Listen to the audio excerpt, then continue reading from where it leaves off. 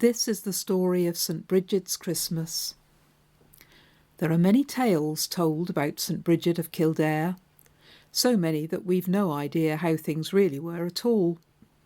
She probably lived in the 5th century. She was probably the abbess of a double monastery of monks and nuns, by tradition the first monastery in Ireland. She was certainly respected and loved as a holy woman. Storytellers tell her tales in many different ways. Each reweaves the tale in their own way. This is my telling, my story of Bridgid.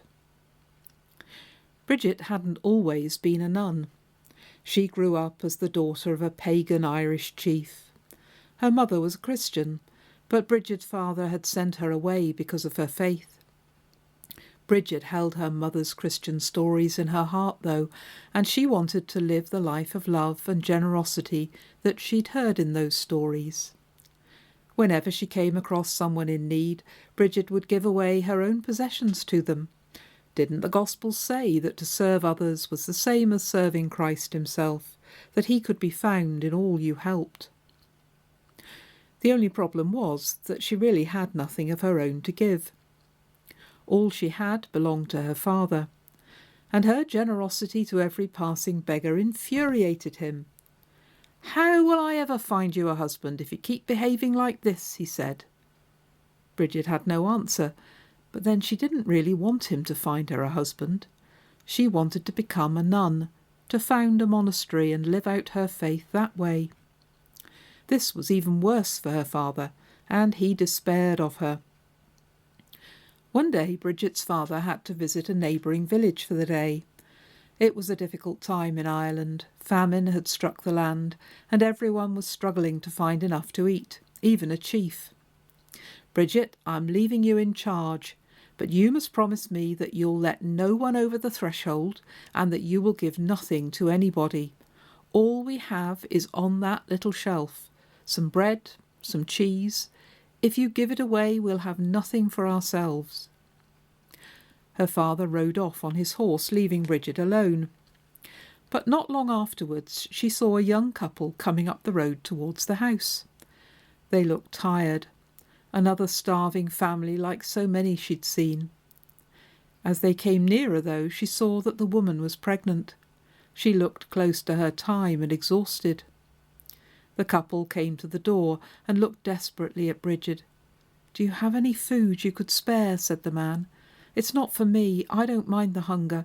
It's for my wife, who's about to have our baby." Bridgid remembered her father's words. She looked at the bread and cheese on the shelf. It was all they had. But she knew she couldn't let this woman go hungry, not with a child on the way. So she invited them in and gave the woman the bread and cheese. She ate some, and Bridgid insisted she take the rest, wrapped in a cloth. "You need it more than we do," she said. The young couple rested for a while with her, but as the afternoon wore on, they insisted that they must leave and continue their journey. As luck would have it, though, just as they set off down the road, Bridgid's father came riding back home. He saw the couple disappearing into the distance, carrying a cloth he could swear was from his own house, and he saw Bridgid standing at the door watching them go. He stormed up to her. "Have you disobeyed me? Have you given our last food to those beggars?" "But, father, they needed it more than we did." Her father wouldn't listen. "This is the last straw. Are we to starve because of your foolishness? Well, there's no chance of finding a husband for you when this story starts to spread, as it surely will. So you might as well go and found your precious monastery. Go now. I never want to see you again." And right there and then, in the clothes she stood up in, Bridgid walked off down the road. And her father went into the house and looked on the shelf where the food had been. But to his amazement, there it was, just as he'd left it. In fact, he could swear there was more than there had been. He rushed out, but Bridgid was gone. So Bridgid founded a monastery, gathering nuns and monks around her. Years passed, and she devoted herself to looking after all who needed help from the community. One night, just before Christmas, Bridgid had gone to bed in her cell. She fell fast asleep, but in the middle of the night she was woken by a cry. "Bridgid, come and help us!" Surely it must be someone shouting from outside, someone in trouble. She got up, wrapped her cloak around her, and stepped out of her cell, but instead of finding herself in the cloister of the monastery, she found herself on a strange hillside. How could this be? Down at the bottom of the hill she saw a small stable with a dim light coming from it. Again she heard the shout, "Bridgid, come and help us!" It was coming from the hut. Bridgid hurried down the hill. She pushed on the door of the hut and it swung open. There inside was a worried-looking man. It was his voice she'd heard, and his wife, who was lying on the bare earthen floor amid the straw. Bridgid looked again. Surely it was the couple she'd given her last food to all those years ago. "My wife's time has come and she's about to give birth. She has no one to help her, no woman to look after her in labour, no midwife to keep her safe. I know nothing about childbirth, and I feel so helpless," said the man. And Bridgid knew that something very strange was happening. So much time had passed for her, but for this couple it was as if they'd only just left her. But there was no time to ask questions. Bridgid had helped many women give birth from her community, and she knew just what to do. She reassured the woman that all would be well. She asked the man to find water and cloths. She talked gently to them both, and very soon the woman gave birth to a fine, strong boy. When his mother had fed him and had held him, and her husband had admired him too, Bridgid took him in her own arms so that they could rest. Soon they were fast asleep, leaving her with the baby. She took off her cloak and wrapped it around him. It was a plain, ordinary, homespun cloak, but it would keep him warm. And she laid him down in the animal's feeding trough. It was the only place there was. And suddenly Bridgid realised who this child was, and who the young couple were too. This was the Christ child, and she had delivered him safely into the world.